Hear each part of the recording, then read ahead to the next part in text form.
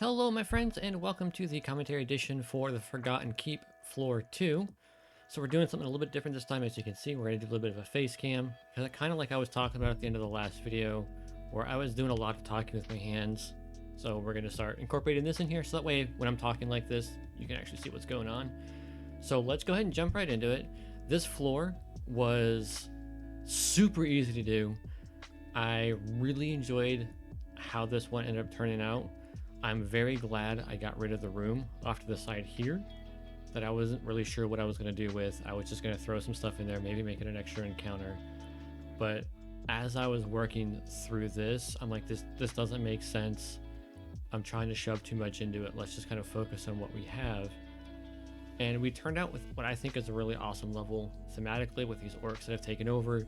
You have obviously what was probably the former prison keep, not prison keep, like Inquisitor or somebody like that, whose room was up here, some sort of alchemist, some sort of spellkeeper down here, and then wherever like the royal family decided to eat down here, or just a table for people to hang out at.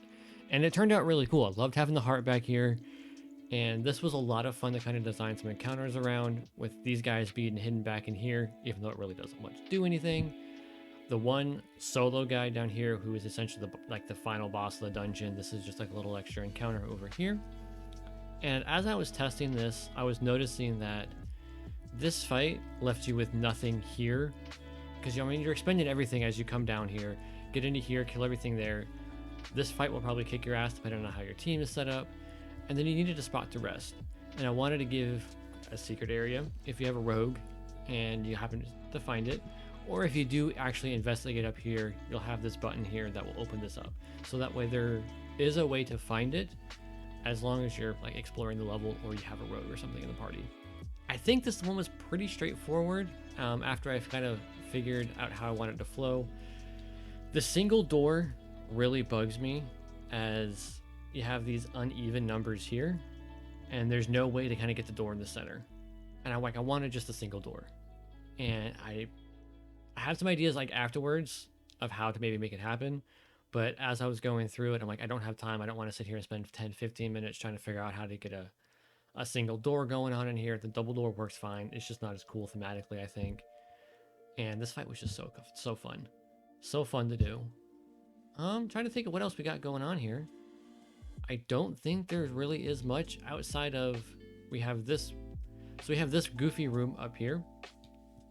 I was really trying to figure out how to make this activator work for when like the party shows up in an area, because based off of how this looks like it's supposed to set up, when the party comes in here to this entrance, this obviously this says 0 or says 1 there, but we did test both 0 and 1, and no matter how we did it, when the party showed up, this never activated. So I don't know if it's something I'm missing, something I'm not doing.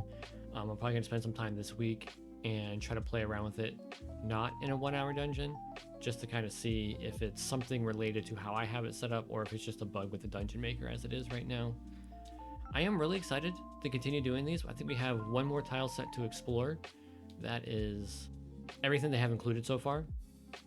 And then I think after that, I am going to do a single dungeon that incorporates all 4 tile sets, but it's not going to be done in a 1-hour dungeon. It's going to be like, okay, here's the culmination of 6-7 episodes worth of 1-hour dungeons. Here's our final product, and then we're going to move on to the next engine.